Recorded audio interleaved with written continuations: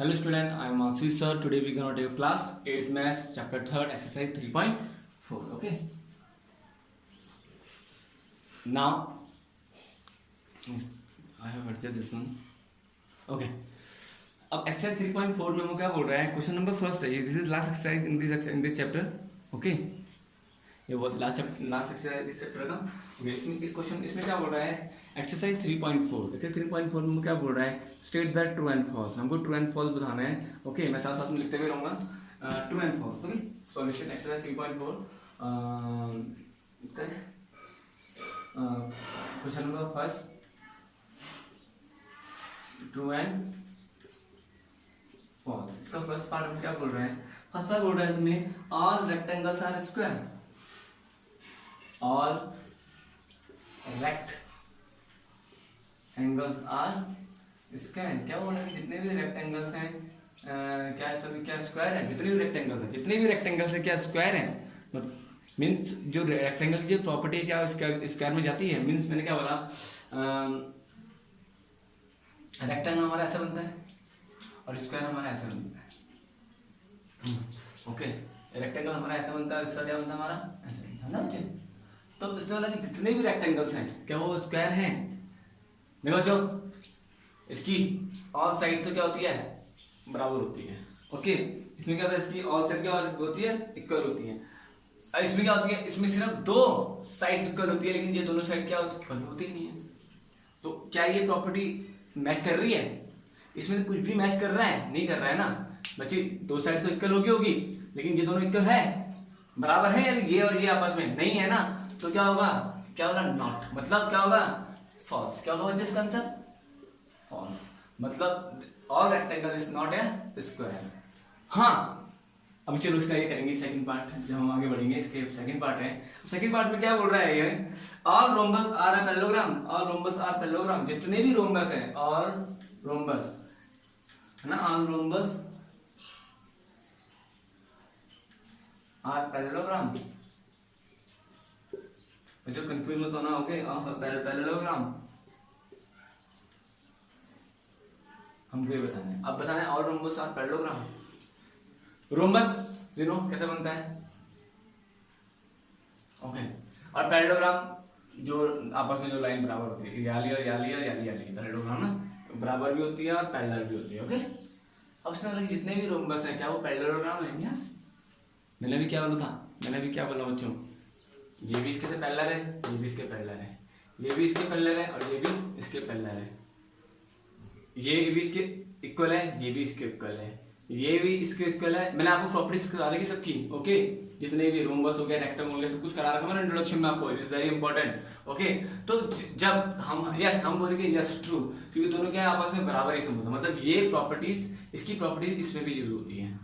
और ये इसमें क्या था, इसमें सिर्फ एक ही प्रॉपर्टी पूरी नहीं हो रही थी, सिर्फ ये और ये हो रही थी, बस पूरी कहाँ हो रही थी. इसमें मोस्टली सब हो रही है. ये इसके सामने वाले भी एंगल बराबर होंगे, इसके भी सामने वाले एंगल बराबर होंगे. इसमें भी वही होता है, इसके वाले एंगल होगा, ये भी ऐसे होगा. ओके, और इसमें क्या होगा कि ये इसके बराबर होगा, ये भी इसके बराबर, सेम इसमें वही है. ओके, तो हम क्या लिखेंगे इसको, ट्रू. Yes, okay, true. अब थर्ड पार्ट में क्या बोल रहा है, इसके मैंने ABC नहीं लिखा बच्चों, आप लिख दो A B और ये क्या है C है. अब C में क्या बोल रहा है, all squares are rhombus and also rectangles. बस ऑल स्क्वायर आर रोम्बस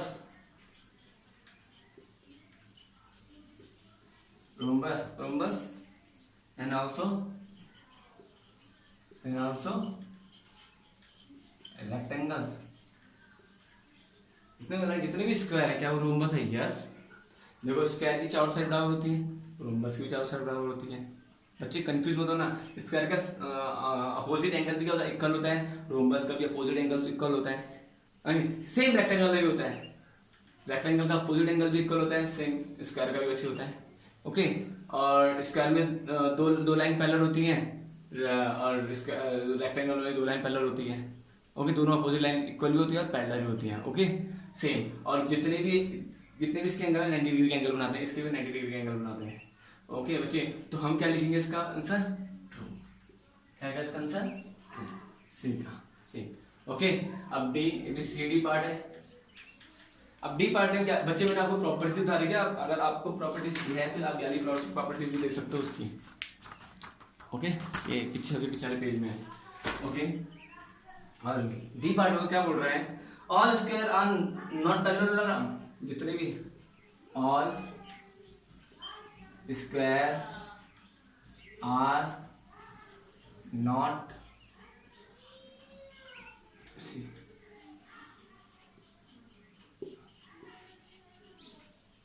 जितने भी स्क्वायर है क्या वो पैरेललोग्राम नहीं होते हैं।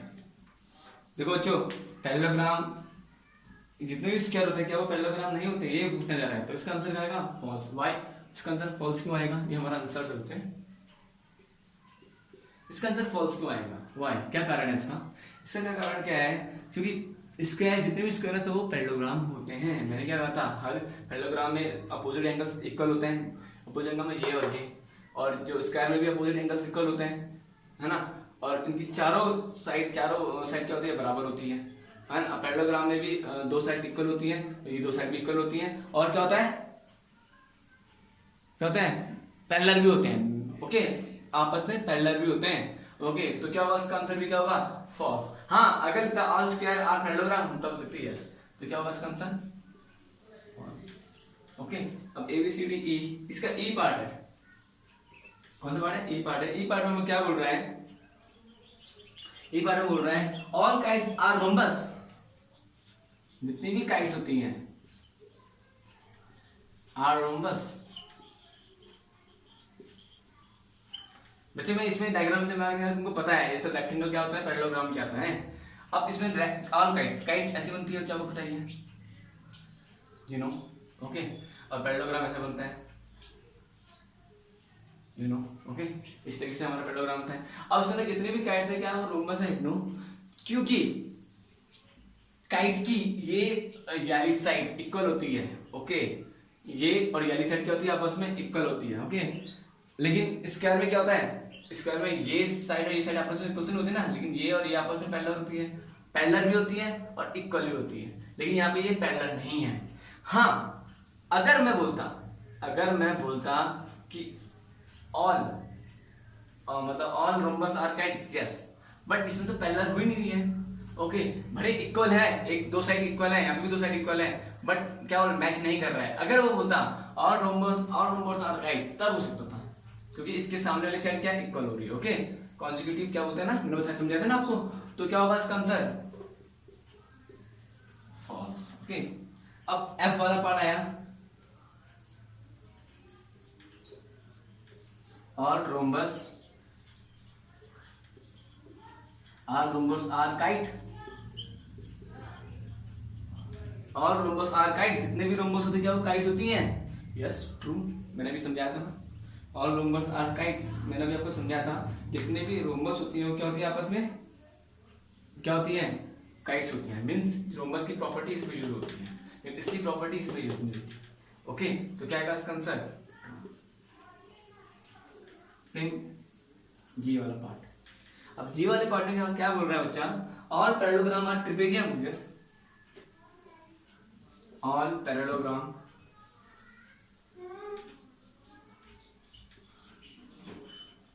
और पैरेललोग्राम आर ट्रिपेजियम।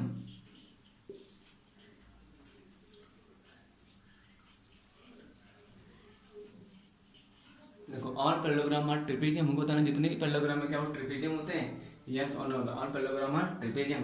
क्या होगा इसका आंसर, इसका आंसर बच्चों ट्रू।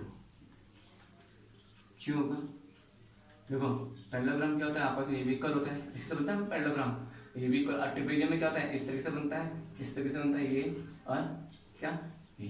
लेकिन एक लाइन तो इसकी प्रॉपर्टी यूज तो हो रही है ना, दो अपोजिट एंगल भी इक्वल है, इसके भी दो अपोजिट एंगल्स क्या इक्वल है, तो क्या होगा ट्रू। यस, ये प्रॉपर्टी इसमें यूज होगी। ओके, और इस लास्ट पार्ट हमारा एच, इसमें क्या बोल रहा है, all square are trapezium. Yes, इसमें भी होगा,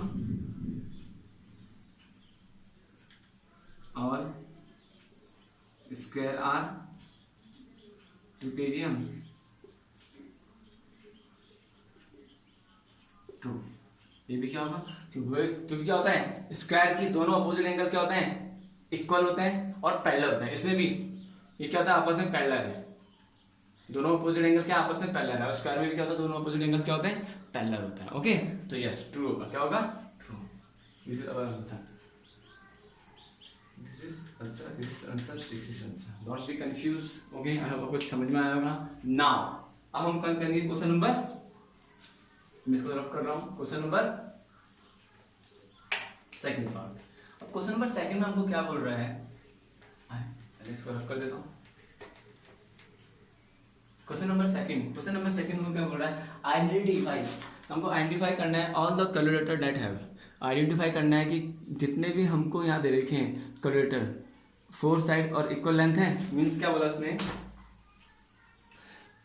हमको बताना है ऐसे कौन से क्वाड्रिलेटर हैं, हमको आइडेंटिफाई करना है। सॉल्यूशन सेकंड का ए पार्ट में क्या बोल रहा है, 4 sides of equal length, अच्छा बच्चा इसका बोलने का मतलब क्या है, 4 sides of equal length means तो बोला कि हमको आइडेंटिफाई करना है कि ये कौन सा क्वाड्रिलेटर है। अब पता है आपको क्वाड्रिलेटर की 4 साइड होती है, ओके, लेकिन ये बताना ये कौन सा क्वाड्रिलेटर है, इसने हमको एक क्या होता है हिंट दे रखा है, जिसकी 4 साइड इक्वल्स हो, 4 साइड इक्वल हो और लेंथ भी इक्वल हो, जो भी 4 साइड है क्या होती है, उनकी क्या होनी चाहिए, वो इक्वल होनी चाहिए। तो कौन कौन सी होगी बच्चों, square, okay, square and rhombus, इसी का पार्ट है, सॉल्यूशन चला रहा हूँ, क्या हो जाएगा इसका आंसर, स्क्वायर। अच्छा स्क्वायर की चारों साइड बराबर होती है, ओके, 4 साइड सेम, रोम्बस की क्या होगी, रोम्बस की क्या होगी, रोम्बस की तो 4 साइड इक्वल होती है, तो स्क्वायर और रोम्बस इसका आंसर सेम। इसी का क्या ये पार्ट है सॉल्यूशन की। इसमें क्या बोल रहा है, 4 राइट एंगल्स, ये भी है ना, 4 राइट एंगल, ऐसा कौन सा कोऑर्डिनेटर है जिसके 4 राइट एंगल्स होते हैं, 4 राइट एंगल, मुझे बताओ कौन से होते हैं, राइट एंगल होता है मतलब जिसको चारों एंगल 90 डिग्री होते हैं, 4 एंगल 90 डिग्री होते हैं, बताओ कौन, खुद एक स्क्वायर हो जाएगा, पता है ना आपको स्क्वायर, मैंने आपको समझाया कि प्रॉपर्टी स्क्वायर की, चारों एंगल्स क्या होता है 90 डिग्री के होते हैं, 4 एंगल्स, सेम रेक्टेंगल के भी, रेक्टेंगल भी क्या होता है, चारों साइड क्या होता है, चारों एंगल्स क्या होते हैं 90 डिग्री होते हैं। ओके, नाउ आई होप बच्चों को समझ में आ रहा है। इसी का थर्ड पार्ट है सॉल्यूशन, थर्ड का फर्स्ट पार्ट।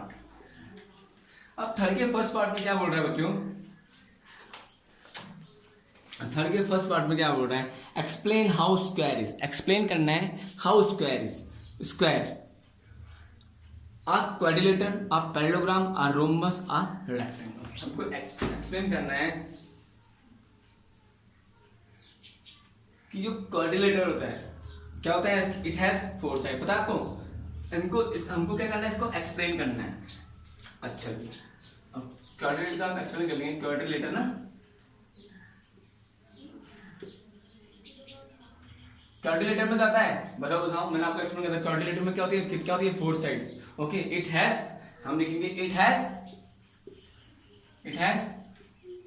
4 साइड्स।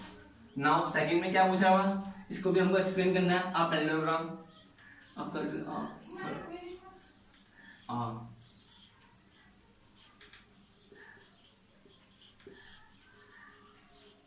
पैरेललोग्राम में, अब आप पैरेललोग्राम में क्या है, पैरेललोग्राम इसमें क्या होता है बताओ, इसमें क्या होगा, opposite sides are equals, okay, opposite sides are equals and parallel and bisect diagonals, okay, जो अपोजिट साइड्स होती है, opposite sides are equal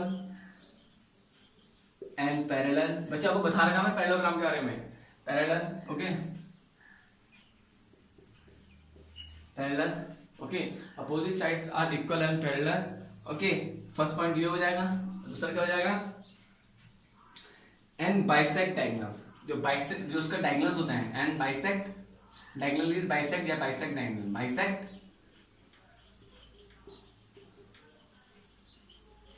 bisect का मतलब मैंने आपको समझाया था, किसी भी एक लाइन को इक्वल पार्ट में बांटना, ओके, तो क्या करता है पैरेललोग्राम में, बाइसेक्ट क्या करता है, डायगोनल करता है, ऑपोजिट साइड्स आर इक्वल होता है एंड पैरेलल होती है। ओके, नाउ इसको एक्सप्लेन करना है जो ना हम बता रहे हैं। अब दूसरा क्या हमने बचा हुआ, आर रोम्बस। आर रोम्बस में क्या होता है, ऑल साइड्स आर इक्वल्स, पता है ना बच्चों आपको, रोम्बस में क्या होता है, ऑल साइड्स आर। बच्चे यहाँ पे हमको दे तो रखा है पूरा, ये सब कुछ दे रखा है हमको रोम्बस के बारे में लिखा हुआ। अब parallelogram side all properties of parallelogram, इस तरह हमको दे रखा ना, तो ऑल हमको दे रखा है लास्ट वाला पार्ट। ओके, तो रोम्बस में क्या होता है, ऑल साइड्स आर इक्वल। क्या लिखो बच्चों, क्या लिखेंगे, all sides are equal and diagonal bisect at 90 degree. क्या लिखेंगे, all sides are equal, all sides are equal. Okay, और सेकंड क्या है, diagonals, diagonals bisect at 90 degree. बता रखा आपको मैंने, बाइसेक्ट एट 90 डिग्री। ओके, मतलब जहां पे बाइसेक्ट होता है ना, जहां पे जैसे इस तरह से करते हैं ना, तो यहाँ पे क्या बनाते हैं, 90 डिग्री एंगल बनाते हैं। ओके, यहाँ पे समझा रखा है। ओके, अब इसका लास्ट ही पार्ट है, इसका लास्ट पार्ट हमको क्या बोल रहा है, third part. Okay, sorry fourth part, are rectangle. यहाँ लिख रहा हूँ मैं, इसी का last part, are rectangle. Rectangle में क्या होता है, ये तो आप खुद भी लिख दो बच्चों, अपोजिट साइड्स आर इक्वल। क्या लिखेंगे, opposite sides are equal and parallel लिख सकते हो, अपोजिट साइड्स आर इक्वल और all angles are 90 degree. First point, और ऑल एंगल्स आर, यानी इसका ऑल एंगल्स आर 90 डिग्री। त्रिभुज एंगल्स क्या होता है, 90 डिग्री का, ये आ रहे हैं, all angles are 90 degree. So simple, ये हम इस तरीके से इसके क्या, हमने इसके पॉइंट लिख दिए। ओके, तो आई होप बच्चों को समझ में आया होगा। आज के लिए इतना ही। Have a nice day, God bless you everyone, bye bye.